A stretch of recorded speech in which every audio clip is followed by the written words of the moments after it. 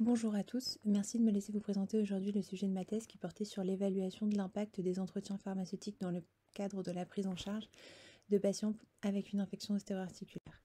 La prise en charge des infections ostéo-articulaires est complexe avec une éradication difficile qui nécessite une chirurgie et ou une antibiothérapie prolongée.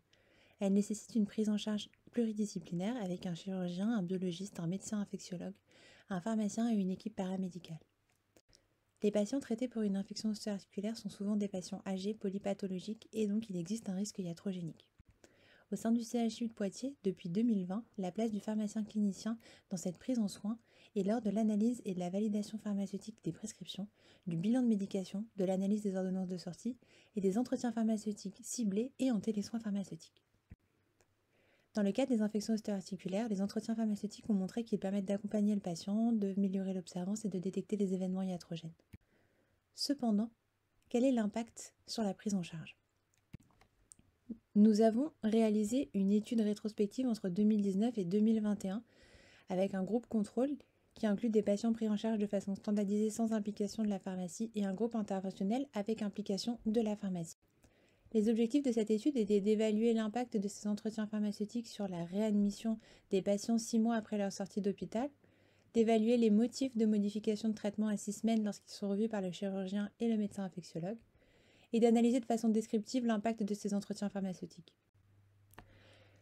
Concernant la réhospitalisation à 6 mois, il existe un impact significatif des entretiens pharmaceutiques sur cette réadmission. En effet, il y avait moins de réhospitalisation chez les patients recevant un entretien pharmaceutique.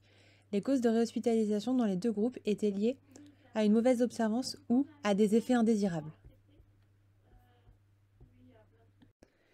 Nous avons aussi évalué les motifs de modification de traitement à 6 semaines, avec plus de modifications à 6 semaines, donc à la fin de l'antibiothérapie chez les patients du groupe contrôle.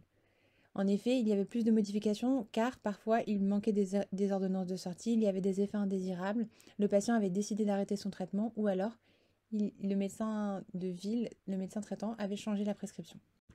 Concernant l'analyse de l'impact de ces entretiens pharmaceutiques, nous avons réalisé 59 entretiens pharmaceutiques, identifiant de nombreuses divergences non intentionnelles. 21 interventions pharmaceutiques ont été faites sur les ordonnances de sortie et 8 événements iatrogéniques majeurs ont été identifiés à 6 semaines. Cette étude est la première étude qui va cibler spécifiquement l'impact de ces entretiens pharmaceutiques sur la réadmission des patients à 6 mois. Il permet de diminuer le nombre de réhospitalisations et aussi de modifications de traitement, diminuant ainsi le risque de résistance. L'impact de ces entretiens pharmaceutiques permet de renforcer l'adhésion au traitement, de sécuriser sa prise en charge et de favoriser le succès de l'antibiothérapie.